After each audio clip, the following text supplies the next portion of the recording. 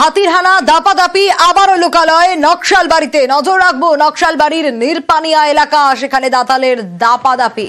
খাবারের সন্ধানে আবারও লোকালয়ে দাঁতাল, আর দাঁতালের ভয়ে রীতিমতো আতঙ্কে গ্রামবাসীরা। বিশ্বজিৎ রয়েছে আমার সঙ্গে। বিশ্বজিৎ, আবারও দাঁতালের দাপাদাপি আর সাধারণ মানুষ তারা রীতিমতো আতঙ্কিত। বন দপ্তর কি বলছে বিশ্বজিৎ? দেখো, 30টির বেশি হাতি রয়েছে এই পানিঘাটা জঙ্গলের যে কলাবাড়ি বিট সেখানে, এবং আজ ভোরেই কিন্তু এই দাঁতাল এলাকায় ঢুকে পড়ে। তবে নজরদারি চলছে বন দপ্তরের। খুব বেশি ক্ষতি না করলেও এলাকায় চাষের জমি এবং কলা গাছ এবং ভুট্টার এই চাষের জমিতে কিন্তু ক্ষতি করেছে দাঁতালটি। তবে আতঙ্কিত এলাকাবাসীরা। অন্যদিকে এই 30টি হাতির নজরদারি করছে পানিঘাটা বন দপ্তর, যাতে কোথাও লোকালয়ে গিয়ে কিন্তু কোনো দুর্ঘটনা বা কোনো ধরনের প্রাণহানির ঘটনা না ঘটে। বেশ। বক্সা টাইগার রিজার্ভে বনবস্তি, সেখানে কষ্ট করে থাকার দিন প্রায় শেষ।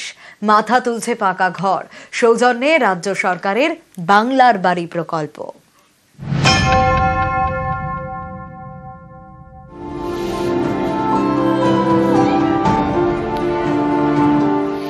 বনবস্তিতে তৈরি হচ্ছে পাকা বাড়ি রাজ্য সরকারের টাকায়, বাংলার বাড়ি প্রকল্পে। আলিপুরদুয়ারের কালচিনি, এখানেই জয়ন্তী। বক্সা টাইগার রিজার্ভের কোর এরিয়ায় বনবস্তি। এখানকার বাসিন্দারা কেউ দিনমজুরির কাজ করেন, কেউ আবার জঙ্গল পাহারা দেন। গরিব পরিবার, ভাঙাচোরা বাড়িতেই দিন কাটে। শীতে কষ্ট, বর্ষায় দুর্ভোগ। সেই দুর্ভোগের দিন প্রায় শেষ। বাংলার বাড়ি প্রকল্পে তৈরি হচ্ছে 68টি পাকা বাড়ি। প্রথম কিস্তির টাকায় অর্ধেক বাড়ি হয়ে গিয়েছে। এখন দ্বিতীয় কিস্তির টাকা ঢোকার অপেক্ষা।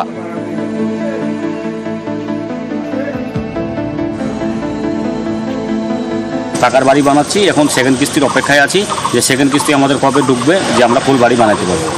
আমি মাননীয় মুখ্যমন্ত্রীকে অনেক অনেক ধন্যবাদ জানাচ্ছি যে আমাদের একটা ছোট্ট গ্রাম, ওই গ্রামের মধ্যে 68টা বাড়ি দিয়েছে। সবাই মিলে খুশি আছে। টিন ভাঙ্গা ছিল, উপর দিয়ে জল পড়তো, এখন গরিবের যা হয় আর কি। এখন তো একটু থাকার মতন হয়েছে।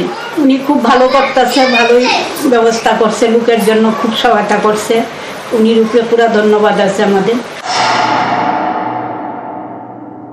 ফরেস্ট ভিলেজার্সদের যে প্রবলেমটা ছিল সেই প্রবলেমটা সলভ হয়ে গেছে। এবার হাফ কিস্তি টাকা পেয়ে গেছে, বাকি টাকাও পেয়ে যাবেন ওনারা। স্বাভাবিকভাবেই তারা খুশি হবেন। আলিপুরদুয়ার থেকে রাজকুমার কর্মকার, নিউজ 18 বাংলা।